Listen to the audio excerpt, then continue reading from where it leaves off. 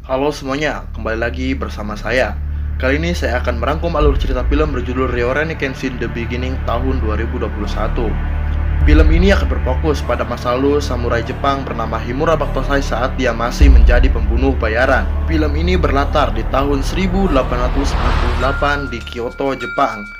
Saat kelompok pemberontak Chosu ingin menggulingkan kekuasaan kesogunan yang sudah berkuasa selama 300 tahun dan bermaksud ingin mengembalikan otoritas kekaisaran dan mewujudkan era baru yang penuh perdamaian. Tanpa berlama-lama, langsung saja kita ke alur ceritanya.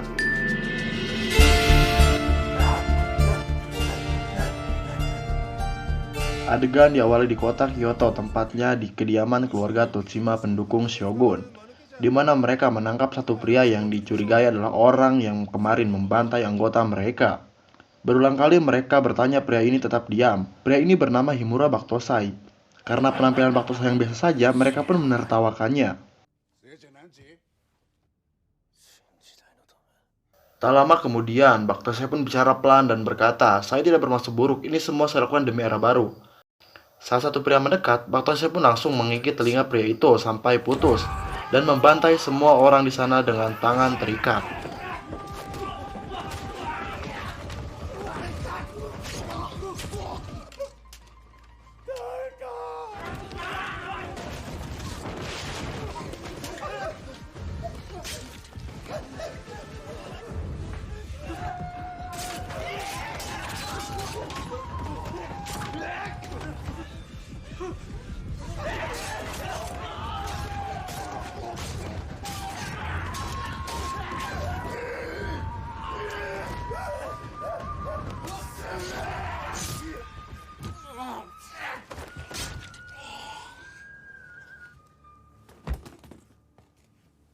Tak lama kemudian datanglah pasukan keamanan Shogun yang dipimpin oleh Tuan Saito, tidak pakai N, dan ajudannya bernama kita panggil saja Asep. Tuan Saito meminta Asep untuk mendefinisikan kejadian di sana. Asep pun menjawab, mereka terbunuh dengan cepat dan dilakukan oleh satu orang. Dan tidak salah lagi, pelakunya adalah Himura Baktosai, si pembantai berdarah dingin, tanpa emosi, tanpa rasa takut, tanpa BPJS Kesehatan, si mesin pembunuh. Kyoto, tanggal 5 April di wilayah kediaman Singekura, salah satu pendukung Shogun. Saat malam hari ada sekelompok pemuda yang sedang melakukan patroli. Mereka pun membicarakan salah satu teman mereka yang akan menikah. Tak lama kemudian mereka pun dikejutkan dengan kemunculan Baktosai yang tanpa banyak bacot langsung menyerang mereka. Karena kemampuan mereka jauh di bawah Baktosai, dalam sekejap mereka pun mampu dikalahkan. Saat Baktosai menganggap semua telah mati, ada satu pria yang masih hidup. Pria itu berkata, "Aku tidak mau mati, ada seorang yang aku kasihi." Dia pun bangkit dan kembali melawan. Karena kemampuan pria itu jauh di bawah Baktosai, berkali-kali ia pun terkena samurai Baktosai.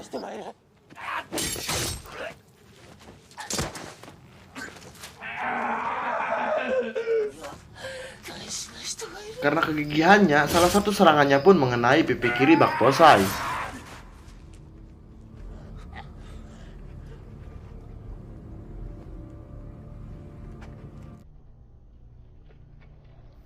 Baktosai pun kaget dan tak tahu apa yang membuat pria itu begitu kuat punya keinginan untuk hidup.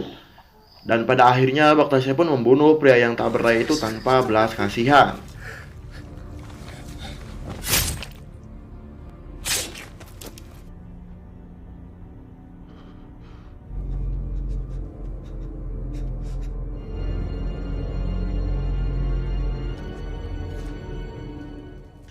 Adegan berlanjut di penginapan Kogia, tempat Baktosai tinggal, sekaligus tempat para pejuang Chosu tinggal. Dia pun terlihat masih memikirkan kejadian kemarin. Tak lama kemudian, Baktosai pun bertemu dengan Tuan Katsura. Tuan Katsura adalah pemimpin kelompok Chosu ini. Tuan Katsura pun menanyakan bekas luka Baktosai dan sehebat apa orang yang dia lawan sehingga bisa membuatnya terluka. Baktosai pun menjawab, orang itu tidak hebat, cuma dia punya rasa yang kuat untuk hidup. Tujuan Tuan Katsura memanggil Baktosai untuk memberitahunya agar berhati-hati. Ini karena sudah pasti, kelompok Shogun tidak akan diam dan memburu Baktosai yang sudah membantai ratusan pasukan Shogun dalam waktu 6 bulan terakhir, terutama pasukan Serigala Mibu. いや、もうお帰りですか？ Tuan Himura begitu paham dengan isi hati Baktosai. Tuan Himura pun berkata dia sok dewasa padahal dia masih sama seperti awal kedatangannya. Dia pun menceritakan awal pertama ia bertemu dengan Baktosai pada istrinya. Kita akan dibawa flashback ke 1 tahun sebelum dimana pertama kali Baktosai bergabung di gerakan ini. Pria ini adalah Tuan Shinsaku. Dia adalah tangan kanan dari Tuan Katsura. Tuan Shinsaku sedang memberikan semangat pada semua pejuang agar tidak takut dan tidak gentar. Saat semua berlatih, terlihat ada satu pria pendiam. Orang ini terlihat lugu dan cupu. Karena penampilannya, ada satu pria yang datang dan mengajak dia bertarung. Tapi dia pun menolak karena dia rasa pedangnya tidak akan dia gunakan untuk bertarung dengan sesama pejuang. Tak lama Tuan Shinsaku pun datang menghampiri mereka dan berkata, saat seseorang mencabut pedang berarti dia sudah siap mati. Pria itu pun akhirnya mau bertarung. Saat pria pengejek menyerang, dengan gerakan cepat secepat kilat, dia pun mampu dikalahkan dengan hanya satu sebatan yang mengenai tali kolornya. Semua orang di sana pun terdiam dan kagum dengan kemampuan pria itu. Tuan Shinsaku pun menghentikan pertarungan itu dan bertanya teknik apa yang barusan ia perlihatkan. Himura pun menjawab, itulah teknik Hiten Mitsurugi Ryu. Tuan Katsura pun menghampiri mereka dan bertanya apakah Himura pernah membunuh. Himura menjawab tidak. Tuan Katsura pun kembali bertanya apakah dia bisa. Himura pun berkata, hanya dengan hilang nyawa itu era baru dapat tercipta. Dengan era baru semua orang bisa hidup dengan damai dan dia siap untuk mewujudkan era baru itu. Sejak saat itu, Himura pun berubah menjadi mesin pembunuh seperti sekarang. Tuan Katsura pun juga menyadari bahwa ialah yang telah membuat Baktosai seperti sekarang. Tapi tidak ada yang berubah, hati Baktosai masih murni. Dia selalu merasa gelisah setelah membunuh. Semua ini ia lakukan demi semua orang dan demi era baru. Scene beralih di kedai Nagura. Terlihat Baktosai sedang meminum soju. Tak lama kemudian datanglah seorang perempuan yang ingin minum di kedai itu. Karena di sana hanya dia satu-satunya perempuan, gadis itu pun dapat perlakuan tidak menyenangkan dari laki-laki di sana.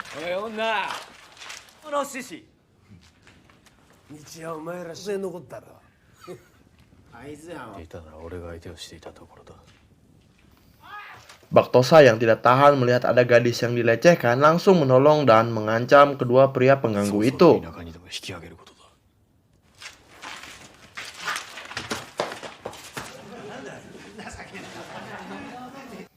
Saat Baktosai keluar, bodohnya dua pria itu tadi menunggu dengan maksud akan membalas dendam pada Baktosai. Karena insting Baktosai yang kuat, Baktosai pun sadar dengan dua pria yang akan menyerangnya. Dan sialnya, saat dua pria itu akan menyerang, muncullah satu pembunuh shogun yang menyerang Baktosai dan membunuh dua pria itu.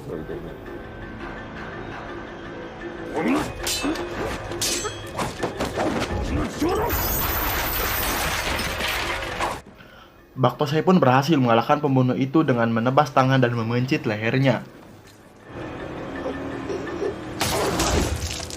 Tapi kebetulan wanita itu keluar dan menyaksikan pembunuhan Baktosai. Ia pun keluar bermaksud mengucapkan terima kasih. Dan akhirnya wanita itu pun pingsan. Akhirnya Baktosai pun membawa wanita itu ke penginapan Kogia tempat ia tinggal. Keesokan harinya, ia melihat wanita itu sudah sembuh dan bangun dari pingsannya. Karena penasaran, ia pun menanyakan nama wanita itu. Wanita itu pun memberitahu namanya adalah Tomoe Ukeshiro. Ia pun pergi dan memperkenalkan diri pada yang lain. Dan ia bilang mulai sekarang dia bekerja di penginapan tersebut.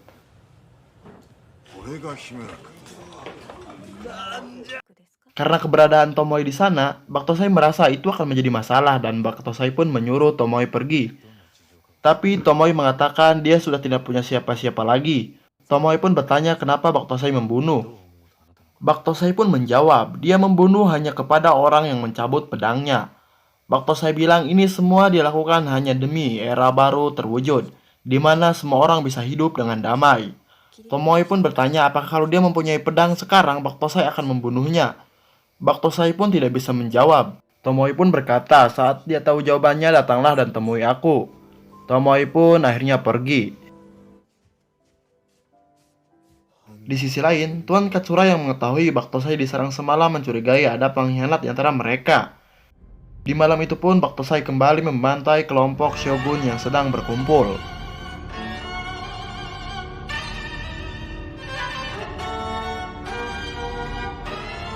Sementara Tomoe, ia menuliskan perasaannya di buku harian setiap hari.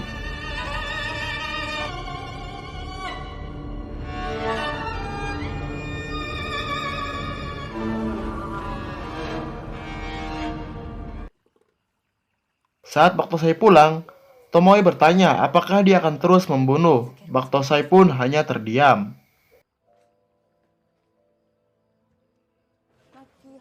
Keesokan harinya, Tomoe pun beraktivitas seperti biasa. Dia terlihat sangat rajin, namun tak pernah sekalipun ia tersenyum. Orang-orang di sana pun sering mengejek Tomoe dan Baktosai sebagai pasangan suami istri karena sikap Tomoe yang selalu memperhatikan Baktosai lebih dari yang lain.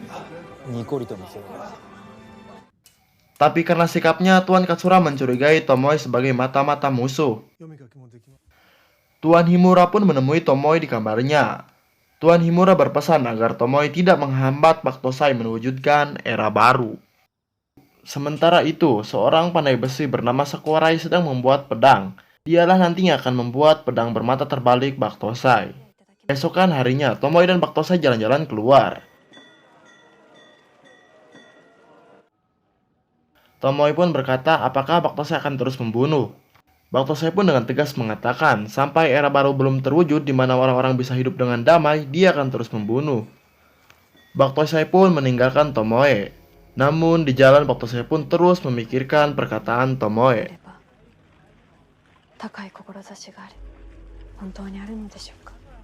Scene beralih ke markas besar kepolisian Shogun. Komandan pasukan Kondo Isami berhasil menangkap pemberontak Chosu bernama Purtataka.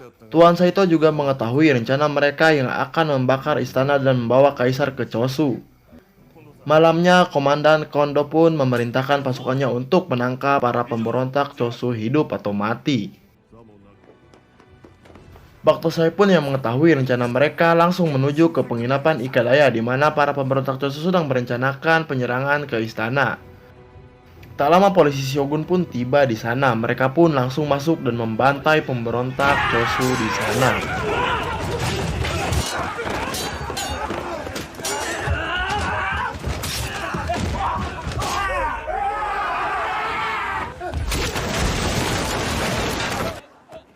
Seorang pemberontak yang kabur berhasil ditangkap oleh Samsul. Saat dia ingin membunuh pria itu, Baktosai pun datang dan menghentikannya. Baktosai dan Samsul pun berkelahi.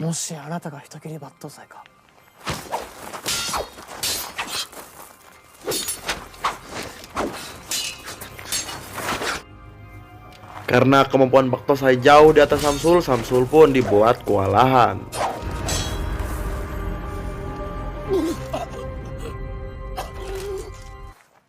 Saat Tuan Saito datang akan melanjutkan pertarungan, para pemberontak Chosu datang dan memerintahkan Baktosai mundur karena pasukan Aizu sudah berdatangan.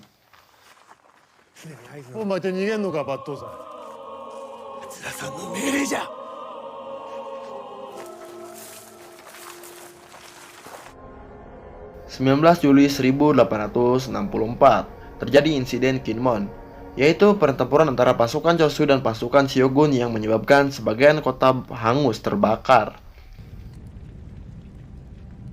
Para pemberontak Chosu pun yang masih tersisa lari dan bersembunyi. Semenjak kejadian itu, banyak pasukan Shogun yang berkeliaran. Ini menyebabkan para pemberontak Chosu merasa tidak aman. Pada suatu malam, saat Tomoe bermaksud menyelimuti Baktosai, tak sengaja Baktosai pun refleks mencabut pedangnya dan membuat Tomoe kaget. Baktosai pun meminta maaf pada Tomoe. Baktosai pun sekali lagi meminta Tomoe agar pergi darinya. Tomoe pun berkata dia tidak akan meninggalkan Baktosai karena dia tahu Baktosai butuh orang yang bisa menemani dan meredam amarahnya. Baktosai pun menjawab pertanyaan Tomoe tempo hari. Dia mengatakan dia tidak akan membunuh Tomoe apapun yang terjadi, sekalipun Tomoe memiliki pedang. Tak lama kemudian, Tuan Saito dan pasukannya pun menyerang tempat itu. Baktosai dan Tomoe pun segera pergi dan berhasil kabur.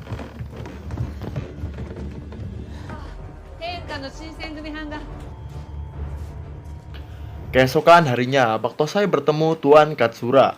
Karena dirasa posisi pemberontak Chosu sedang terdesak, Tuan Katsura meminta Baktosai untuk bersembunyi di sebuah desa di luar Kyoto sampai keadaan membaik. Tuan Katsura juga meminta Tomoe agar ikut menemani Baktosai dan berpura-pura menjadi istrinya agar orang-orang tidak curiga. Tapi Baktosai tidak mau Tomoe menemaninya hanya untuk berpura-pura. Baktosai ingin Tomoe menemaninya sungguhan dan mendampingi Baktosai selamanya.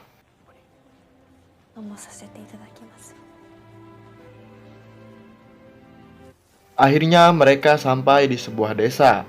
Baktosai dan Tomoe pun tinggal di sebuah gubuk sederhana. Untuk mencukupi kebutuhan mereka, mereka bertani menanam sayur-sayuran. Tomoe selalu menemani Baktosai dengan penuh keikhlasan dan ketulusan. Beberapa bulan berlalu. Akhirnya Baktosai merasakan kebahagiaan yang belum pernah ia rasakan saat tinggal bersama Tomoe dalam kesederhanaan.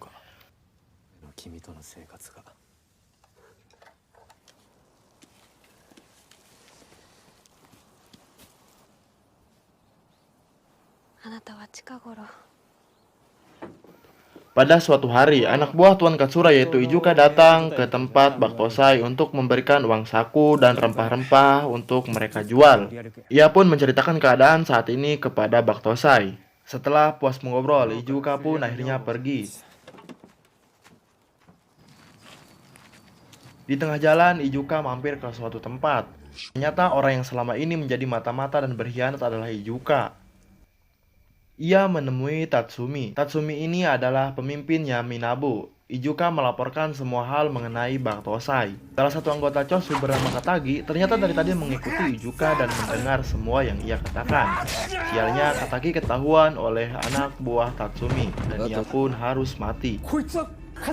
Tatsumi pun menyuruh ensin kecil menjalankan rencana mereka dan membunuh Baktosai.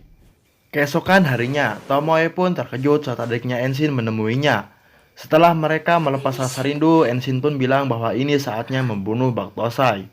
Tapi nampaknya Tomoe sudah menaruh hati pada Baktosai, ia pun menolak rencana Ensin. Ensin pun akhirnya pergi dengan penuh amarah. Di luar, Ensin sempat bertemu Baktosai.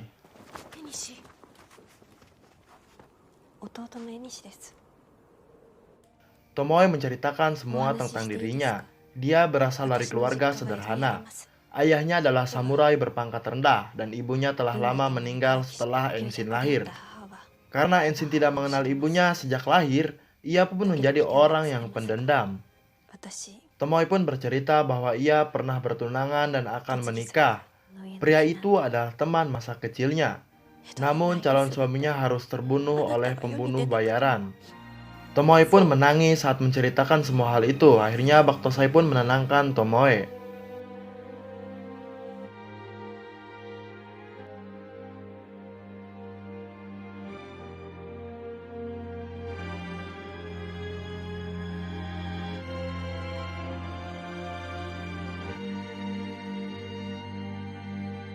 Malam harinya, Baktosai berjanji pada Tomoe.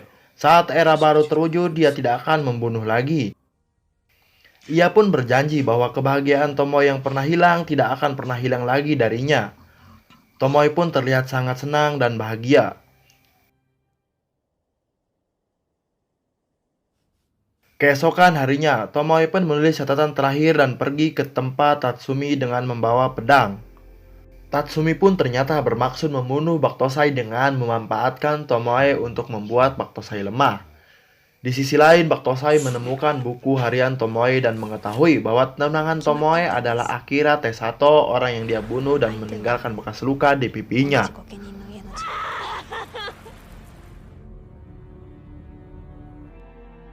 Tomoe yang sebelumnya membenci Baktosai pun kini telah memaafkan Baktosai dan mencintai Baktosai dengan tulus.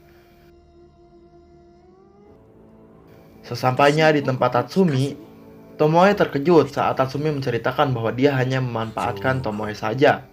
Tatsumi juga berkata, sekarang dia sudah menyiapkan rencana untuk membunuh Baktosai yang sedang hancur hatinya. Baktosai yang mengetahui kenyataan yang sebenarnya keluar dan mencari Tomoe dengan hati yang hancur. Di jalan, anak buah Tatsumi, Nakajo, menyerang Baktosai dengan panah dan jebakan-jebakan yang ia siapkan.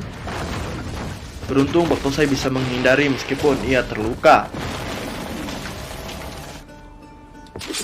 Baktosai juga bisa mengalahkan Nakajo dengan menebas tangannya. Nakajo pun membawa Baktosai ke suatu tempat dan meledakkan dirinya.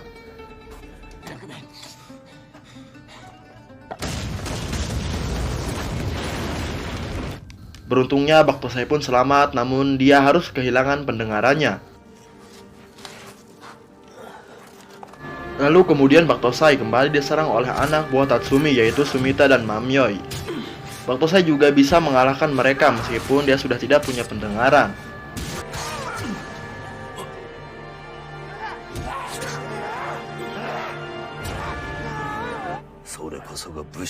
Namun sebelum mati, Sumita berhasil meledakkan bom yang membuat Baktosai tidak bisa melihat. Mendengar semua anak buahnya telah tewas, Tatsumi pun turun tangan untuk membunuh Baktosai.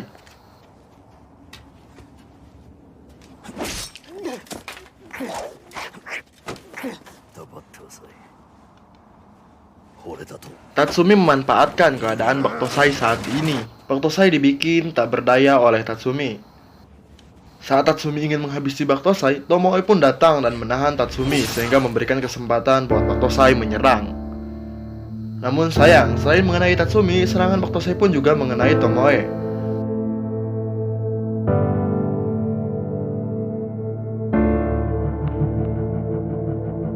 Perlahan penglihatan Baktosai pun mulai kembali dan ia menghampiri Tomoe yang sedang sekarat.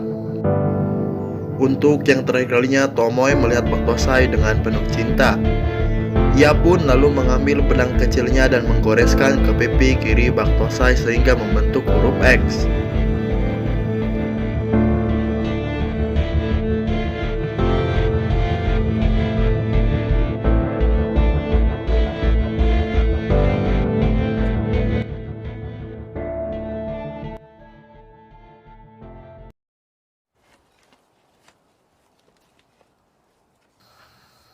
Saat pulang, sudah ada Tuan Katsura. Tuan Katsura bilang dia sudah menyuruh orang untuk mengejar Ijuka sang mata-mata sebenarnya.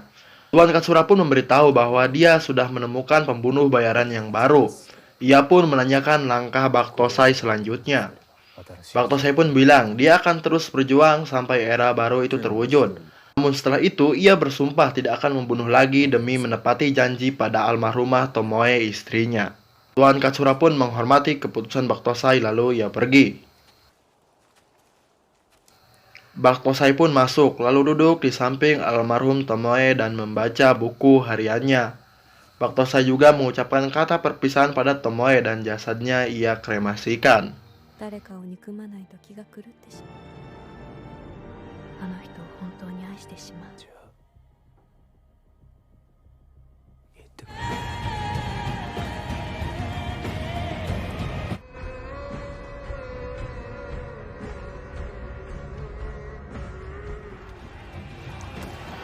Januari 1868, Kyoto.